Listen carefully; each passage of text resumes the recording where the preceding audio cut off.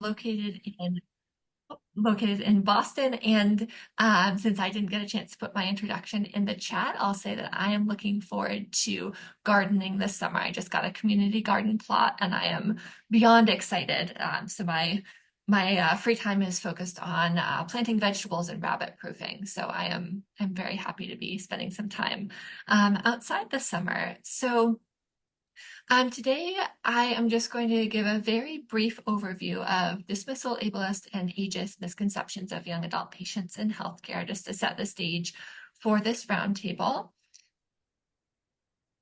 So just as a little bit of an overview, again, this is a huge topic. This is a massive, massive topic. And to put it into about 10 to 15 minutes, this is just going to be the tip of the iceberg, just a little bit of a taste of this so that we can have a really rich discussion about it. But again, I am not an expert in this. I have lived experience and research experience, but I really look forward to hearing what everyone has to say about this. So today, I'm just going to talk a little bit first about intersectionality, and then ageism and ableism in healthcare, and finally, how that impacts young adult patients and the consequences of that.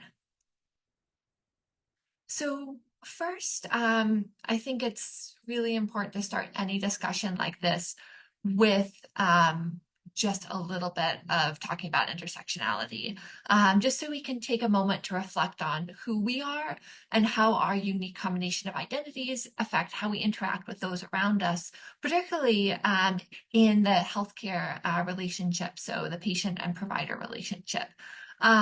So I also think it's really important to share my own identity as the person who's presenting this. So I am a clinician, I'm a registered nurse, I'm also a researcher. I do research with co-created with young adults with chronic conditions, because I also am a young adult with a chronic condition, and I also identify as having a non-apparent disability. So that is, again, just a little bit about me. There are many other identities there as well, and we could also spend this entire 2 hours talking about the intersectionality wheel, but just as a little bit of an overview so we can start thinking about how all of our identities work together and influence how we interact in the world, and particularly in the healthcare space. I think this is a good place to start. So we see that center wheel. We've got physical abilities and qualities, age, sexual orientation and identity, ethnicity, race, and gender. And these are the central characteristics of who we are. And these often, but obviously not always, have physical attributes associated with them, which make them particularly interesting because it makes our brains tend to like to jump to conclusions based on physical characteristics. So that's sort of unique about what's in the center wheel. Some of the outer wheel characteristics also do have that as well. But as we see here, age and physical abilities, which we're going to be talking about today, are really in that central wheel that are really central to identity. And today in this roundtable, we are going to be focusing on age and physical abilities, but I really want to keep in mind that we all have other identities as well, and they all interact with each other. And nothing exists in isolation, and experiences of ageism and ableism are absolutely magnified for those who have other minoritized identities as well. So again, this is a really brief discussion, so we aren't able to get into this in full depth, but I do want to say that we have to be mindful of all of the other identities that we carry as well, and be mindful of those who have additional or multiple minoritized identities. So I alluded to this a little bit earlier, but our brains like stereotypes because we don't have to work as hard. It's much less taxing on our minds to put people into boxes, particularly based on physical appearance or physical characteristics. You can look at someone and you can say, oh, they are this, and put them into a sort of predetermined category, which is a stereotype. And we don't do this on purpose. We don't do this because we're bad people. This is just how our brains work. And I think that's one of the reasons why doing those implicit association tests can be an interesting experiment in kind of trying to uncover some of those associations that we have and those stereotypes that we have that we may not even know. And one common stereotype that I think a lot of us hold, that we may not even realize because it's so deeply ingrained, is that youth is associated with good health and old age is associated with illness and disability, particularly chronic illness. So maybe you think, oh, someone who's young, maybe they get the flu, maybe they get something, an infection, something like that, that they get better from quickly. But someone who is sick for a long time is typically associated with old age. And that is one of the reasons I hypothesize that a young person who is sick often just doesn't compute for a lot of people because it bucks that stereotype that a lot of us hold pretty deeply that we may not even realize. And so even someone who means well may not know what to do or say when confronted with a young person with a chronic illness or a young person with a disability. And because our brains want to make assumptions based on what people look like and the things we can see, that makes things even more complicated when a disability or an illness isn't visible. So to this statement, well, but you don't look sick, does that resonate with any of the patients here or anyone else? Um, this resonates with me a lot, and I think it's there's a lot to unpack here. And I think the first one is, well, what does sick look like? What are you expecting? And I think it has a lot to do with the fact that we associate disability and illness with these physical signs because it's easier to make assumptions based on visible or behavioral cues. And we think of this a lot of the time happening just out in the world when you're talking with someone, a friend or a family member or a coworker or a stranger who says something like that and it takes you aback and you're like, oh, all right then. But this also can happen in healthcare, but it might look a little bit different. So for the clinicians in the room or also the patients who may have been on the receiving end of this, one of the examples I think of is what about when experiences or behaviors don't align with the standard or what we think should be happening? So, in my clinical work, I've heard of patients being denied support or resources because they weren't sick enough. Their disease severity didn't match their experience of their illness. So someone said, well, they don't need these accommodations because they're only at stage X. They should be coping better. And I think that is something that I hope we can discuss a little bit more in the open discussion period as well. And of course, it goes without saying that this is all magnified for invisible illnesses, chronic pain, and undiagnosed symptoms. And a lot of the literature out there really focuses on this population of those without physical signs and symptoms, and particularly those with pain and other invisible forms of illness, because it's even trickier to navigate something and to prove to someone that you are in need of support and services and help and empathy when what you have might not show on the surface. So I can talk all day about sort of the research and my experience as a clinician, but I think what's going to be most powerful, the most best use of my time right now is to amplify the patient voice here. So I conducted a study with Generation Patient. We did it together, and we surveyed young adults with chronic conditions using an online survey. And we asked them a lot of multiple choice questions, but we also asked them just some free text responses that were very general. Tell me about your experiences. And even though we were not asking about ableism and we were not asking about ageism, that is what we heard time and time again. So I'm going to share a couple of quotes over the next few slides to really illustrate from the voice of patients what an impact ageism and ableism has on young adults with chronic conditions. So one patient said, "The prime of my life looks different than most people who are in their 20s. I spend time in and out of appointments and the hospital, and I take more pills daily than many of my peers have taken in their life. However, I look healthy on the outside if you can't see my central line or ostomy bag. Being young doesn't make us immune to chronic conditions." And another patient said, "I don't think people understand the weight of it all and how being a young adult with a chronic condition forces you to adjust your life in ways that you never anticipated. People tend to think of young adults as healthy and in the prime of their lives.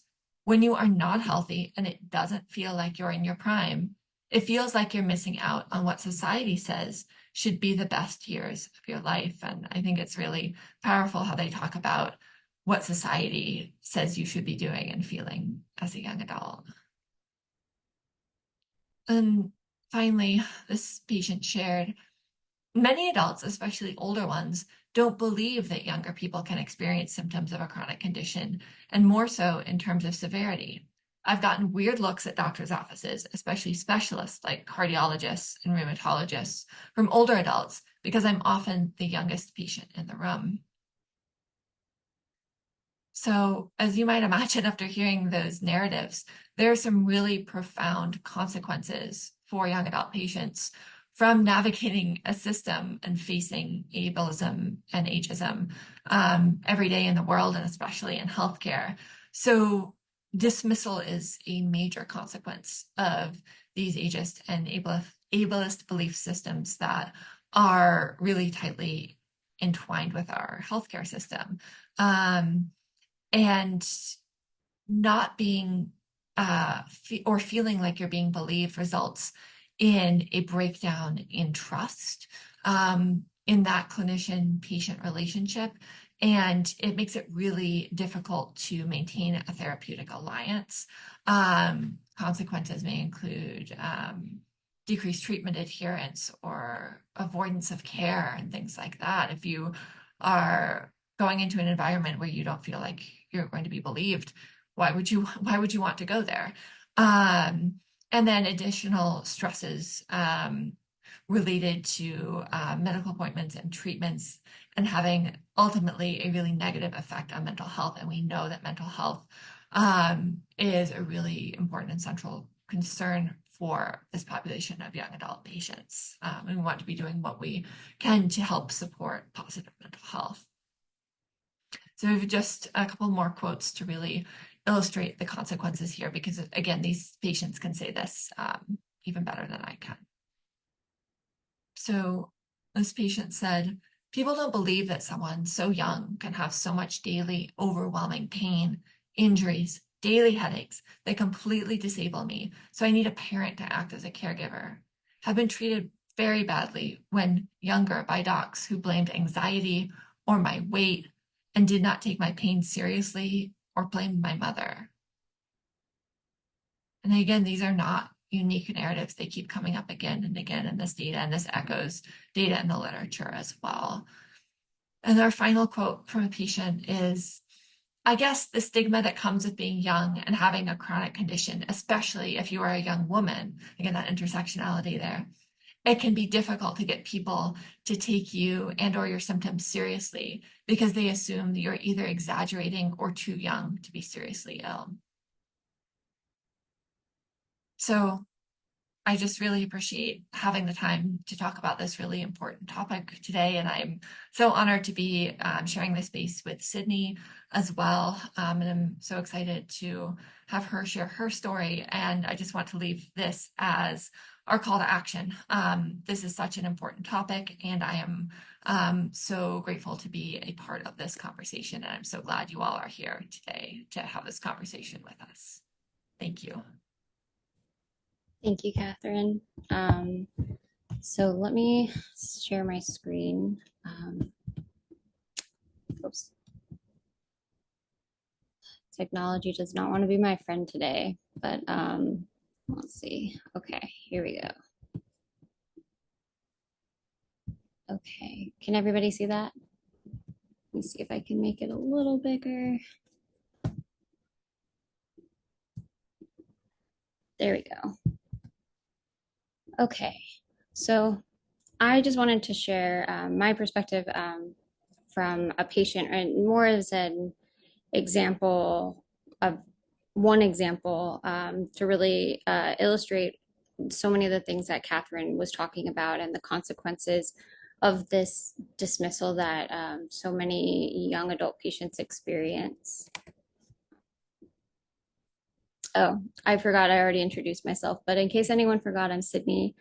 She, her pronouns. I'm the co-founder of Generation Patient. And my, I'll say my diagnosis, chronic illness journey really officially began when I was a teenager and I was diagnosed with juvenile dermatomyositis. And then here's a little bit more of an in-depth look into my life in terms of chronic illness. So I spent the majority of my childhood living with an invisible, undiagnosed medical condition that I think I lived in a rural town in California, Northern California. It was, and so we didn't have ready access to like, a big research hospital. It was hard just to like find specialists. Even when I was experiencing symptoms at an early age, they were still relatively vague, and it was really usually passed off as like, oh well, she's going through puberty, or she's about to go through puberty, or it's normal at this age to be, have to be tired all the time, even though that directly contradicts things that I would hear later on, just as Katherine mentioned, like, oh, you're too young to be feeling this way. Then as a teenager, I was hospitalized, and that's where I did receive the official diagnosis of juvenile dermatomyositis. And then it was interesting because all of a sudden having this very concrete diagnosis I was interacting with healthcare providers. The interactions felt a lot different. It felt like I was believed, and it was really interesting to just be believed, like go into an appointment and you're not having to defend how you're feeling. And people are just so readily there and like, oh, we want to help. And the dichotomy between that and what I experienced earlier and then what I would experience later was striking. So as time went on, I developed overlapping and secondary conditions, as many of us are familiar with. Autoimmune diseases tend to come in packs. And then over time, I started to feel, I just started seeing more and more symptoms. And while I didn't really think something else big was going on for a time. Once I did, figuring out what was going on and getting the proper treatment for that was long and exhausting. So I was diagnosed with a pituitary tumor in 2019, and it took a year just to find the tumor, which was the source of it was causing a hormone imbalance that was just really, really messing with every system in my body. And it took I think another year after that to actually get on, like to get treatment for it, which was actually getting the tumor removed. And which actually did at least cure that piece of what I was going through and effectively restore my quality of life, at least back up until that point. In total, I saw 13 doctors in this kind of desperate search for answers and eventually treatment. And in just under 2 years, I spent considerably more time and energy convincing doctors that there was something wrong than I did on receiving treatment. And over again, I was told to be patient while I watched myself deteriorate. And honestly, as time passed, it became difficult to maintain my resolve, especially in the face of a lot of overconfident medical providers. It made me question myself so many times. And throughout this whole ordeal, I really felt I I felt like I was going back and forth between knowing something was wrong and wanting to advocate for myself, and just feeling like, no, this must all be in my head, because there's no way so many doctors can all be coming to that same conclusion. Um, so as I said, I did end up getting treatment. Everything did work out in that sense, but I really wanted to focus I my presentation on illustrating those consequences and really what's at stake with when this situation occurs as far as dismissal. Um, I put all of these pictures up because that's what I think is at stake. I think your life, your not just your physical and mental health, but also the opportunities that you have, and your ability to pursue those opportunities, your relationships, family, romantic, friends, professional, and your experiences. That is all at stake. And I also wanted to take a minute to focus on the impact of power imbalance, which I think is really central to this dismissal conversation.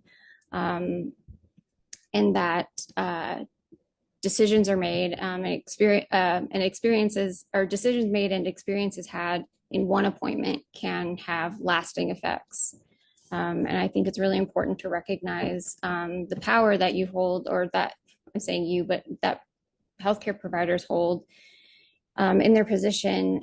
And as a result of that power, your actions, decisions, opinions, even things that you write, notes that you write that go in that person's chart forever, they last far beyond that 20-minute appointment.